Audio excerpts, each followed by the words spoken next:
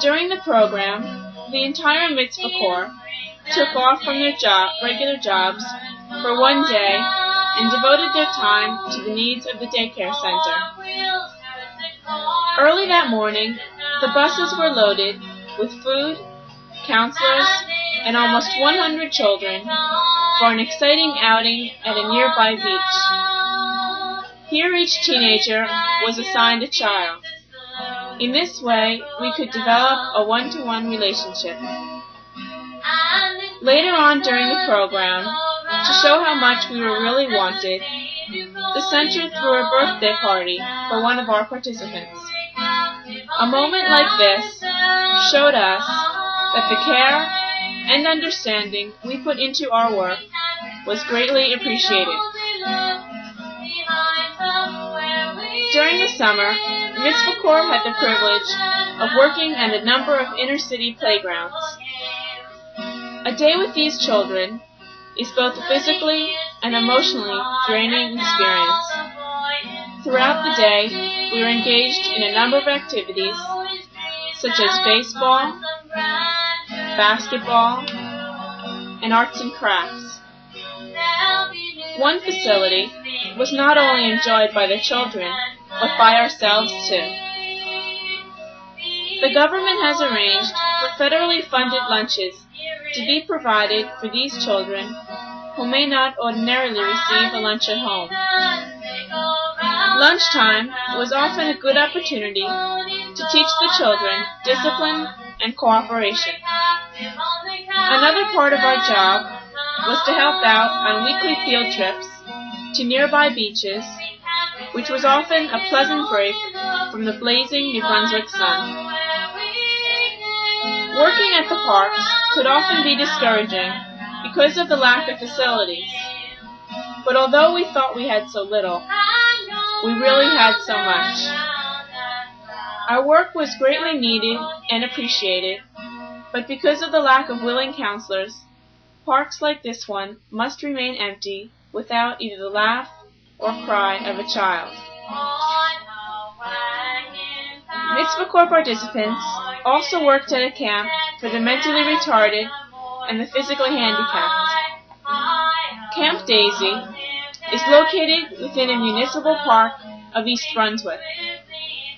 The camp consists of approximately 60 campers, ranging from ages 3 to 26 years, all having either cerebral palsy, Down syndrome, assorted neurological impairments, or other diseases or mental disorders.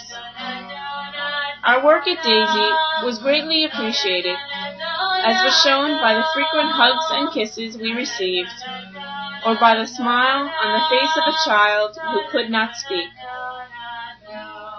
By splitting the campers into groups, according to their age and handicap, they learn to relate to one another, and are taught everyday living through activities such as sports, home economics, arts and crafts, and nature. In the morning, at a nearby recreational beach, we are able to work almost two-on-one with the campers, allowing close relationships to develop. Afternoons were a time for trips to such places as the zoo, roller skating, bowling, and Coney Island. Most importantly, after working with people of this nature, we depart knowing never again will we give a retarded person on the street a funny look or stare. We have learned that every child at Daisy has his or her own special qualities, and all that is needed is a little extra love and attention for these qualities to shine.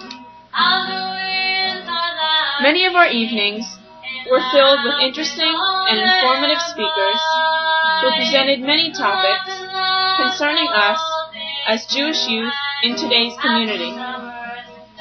Some of the issues discussed were Jewish genealogy, the meaning of the beer cut, abortion, the elderly, and social action in the Jewish community. The summer began with Rob Kern, who spoke on the history and background of Mitzvah Court.